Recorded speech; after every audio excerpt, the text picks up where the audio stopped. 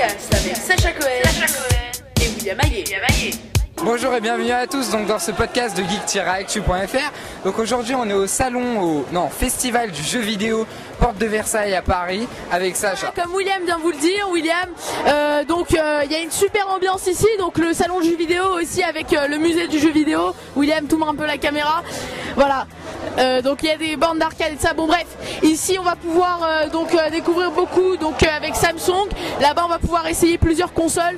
Si vous pouvez voir le Samsung, il y a beaucoup de choses. Là il y a une petite scène derrière moi. Regardez derrière moi, une petite scène avec des annonces, pas des grosses annonces de chez Sony etc, mais des petites annonces.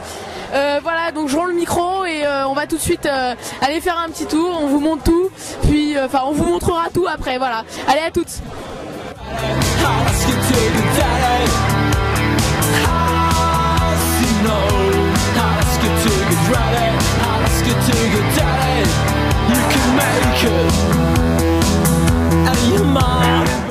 Nous voici dans le stand de LDLC où Nvidia expose sa 3D Vision.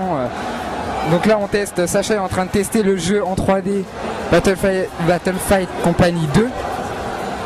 Et c'est vraiment exceptionnel quand on tire par exemple les balles qui se baladent en 3D dans les yeux, c'est vraiment exceptionnel.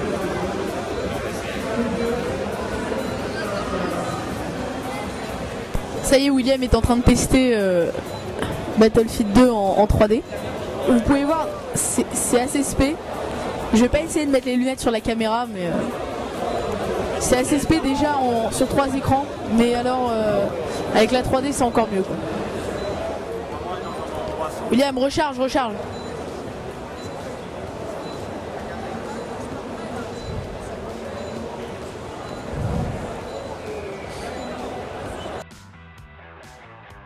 De Techneo, donc une petite société qui développe des BD pour iPhone. Avec nous Félix. Voilà. Bonjour, je suis Félix, chargé de communication pour Techneo. Donc je reviens un petit peu, nous on est Techno, donc c'est une société française basée à Paris. On fait du jeu vidéo et de la BD numérique. Donc ce qu'on a choisi de montrer aujourd'hui, c'est la BD numérique principalement. Voilà, donc je sais pas si vous avez quelques questions. Ok, donc comment ça se passe? Vous avez une application ou c'est chaque BD qui a une application? Comment ça se passe? D'accord, de base on a des dessinateurs qui avaient des projets de BD qui sont venus nous voir et nous dire voilà on a des BD, on aimerait bien que ça se passe en numérique, sur le web c'est intéressant. Et nous on a vraiment fait une réflexion là-dessus pour savoir comment les rendre intéressantes au public. Et donc on s'est dit qu'il fallait créer un magasin sur l'Apple Store. Ils voulaient vraiment les faire sur l'iPhone, c'est le smartphone le plus utilisé en Europe, c'est pour ça qu'on va dessus. Et donc on a créé cette application de Madbook Store qui est donc gratuite et recense tout notre catalogue de bande dessinée qui s'est construit au fur et à mesure. Donc aujourd'hui vous allez simplement sur l'App Store, vous le téléchargez gratuitement et vous pourrez regarder tout notre catalogue de bande dessinée et acheter celle qui vous convient. D'accord, et combien revient environ une BD complète? Combien ça revient environ au prix d'une BD? Alors au niveau des tarifs, il faut savoir qu'une BD en numérique sur le marché c'est environ 5 € pour une BD complète. Nous on oscille entre 4 et 5 €, ce qui revient à peu près à la même chose. Évidemment il n'y a pas de grande variation. Ça permet d'avoir une juste rémunération des auteurs. Il ne faut pas oublier qu'Apple prend 30% sur chaque application vendue, ce qui fait que ça permet, faut essayer de balancer les coûts. D'accord. Et donc en fait votre système c'est pas comme un système de numérisation de la page, c'est tout autre chose, ça apparaît au fur et à mesure, c'est plus interactif, c'est ça? Exactement, nous on a vraiment pris le parti pour la BD numérique de réinventer la BD numérique. Donc nous les planches ne sont pas scannées, nos auteurs travaillent en 3 couches. Si vous connaissez un peu les Photoshop, le logiciel de PAO, on leur demande 3 calques, un couche dessin, un couche couleur et un couche bulle, ce qui permet d'avoir l'animation que vous avez pu voir en essayant tout à l'heure. Donc d'avoir réinventé la BD numérique pour que ça soit vraiment que le lecteur puisse vraiment vivre sa BD en fait, clairement. Et on a vraiment un sound designer qui s'occupe de rajouter une ambiance sonore pour pouvoir vraiment être pleinement dedans et vraiment avoir un complément de la BD. Et ça prend combien de temps environ de numériser une BD, enfin pas numériser mais de faire une BD numérique pour Techneo? Alors les délais sont très très courts pour nous, l'équipe d'intégration bosse vraiment relativement très bien. En 2 semaines on peut faire une BD entière. Vous avez une vingtaine à trentaine de pages, il y a vraiment une possibilité énorme. L'intégration est très rapide dès l'instant où les auteurs travaillent dans les bons formats. C'est-à-dire que nous, de toute façon, on a une équipe qui s'occupe de corriger. Et donc, dès l'instant où l'auteur a dépassé les formats légèrement, ou s'est occupé d'avoir un ajout de vignettes conséquent, on est obligé de retravailler un petit peu, donc ça prend un peu plus de temps. Sinon, tout part du dessinateur qui, lui, a besoin d'un temps. Les dessinateurs, ça va de 1 an à quelques mois pour les plus prolifiques pour une seule BD. Merci Félix d'avoir répondu à nos questions. Au revoir. Bien sûr.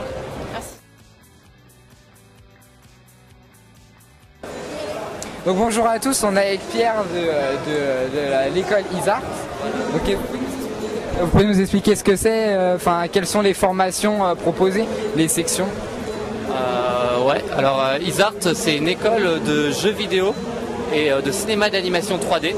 Et on a plusieurs formations. On a des formations qui touchent plus au monde du graphisme, aux effets spéciaux, au cinéma 3D, à la modélisation 3D. Et on a des formations qui touchent plus au monde du jeu vidéo. Donc ça va être le design pour le jeu vidéo, ça va être la programmation de jeux vidéo et la programmation de jeux vidéo web et mobile. Donc vous m'avez dit que vous faisiez les sites, les jeux en flash par exemple pour Facebook, type Farmville, tout ça. Sur combien de temps se déroule la formation complète pour chaque section à peu près? Alors pour ce qui est de la programmation web mobile game, c'est une nouvelle formation qu'on ouvre cette année. C'est une formation qui a lieu en 2 ans avec entrée à Bac+2, Bac+3. Et le but c'est d'apprendre à faire des jeux mobiles et des jeux web. Sachant qu'à partir de l'année prochaine, on ouvre une prépa après bac, après tout bac, pour pouvoir rapidement apprendre. Et est-ce qu'il y a des sections uniquement développement, sans on va dire design, juste développement en dur directement? Alors tout à fait, Web Mobile Game, c'est que du développement sans design. Et on a une autre formation qui est ouverte cette année, qui est la Gameplay Programmation, qui est une formation un peu extrême, et où là, ça sera que du développement pendant 24 mois non-stop, sans week-end, sans vacances, pour apprendre à développer des jeux vidéo. Et on rentre après bac aussi. Donc j'imagine que pour un jeu que les élèves développent au cours de l'année, est-ce que ça se passe par équipe ou des designers avec développeurs, ou c'est tout soi-même uniquement? Effectivement, on a beaucoup de formations et toutes les formations interagissent ensemble.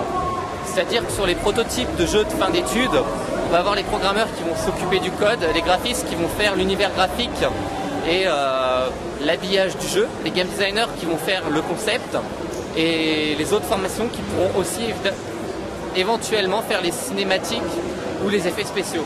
C'est-à-dire qu'il y a beaucoup de passerelles et les étudiants travaillent beaucoup ensemble en fait.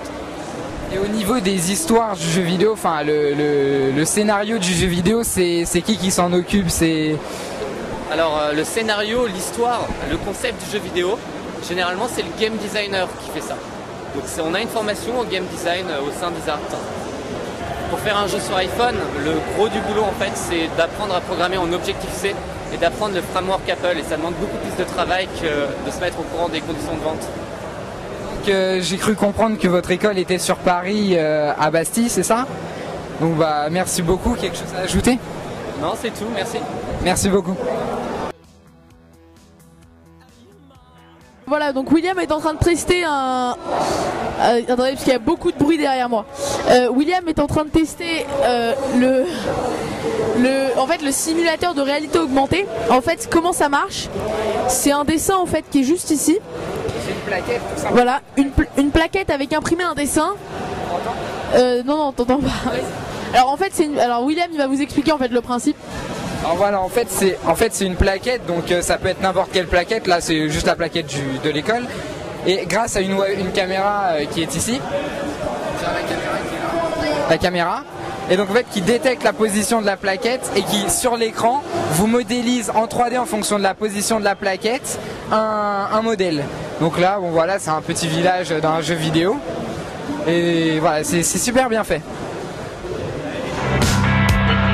Geekal, ça va Sacha Cohen et William Maillet. Ouais, c'est bon. Donc bien sûr, un petit making-of, on vous a réservé une super surprise. Comme on a très faim pendant les trucs et qu'on mange pas pendant, c'est pas dommage, on mange après. Voilà, donc un super savoureux. C'est rien que pour vous. Connard.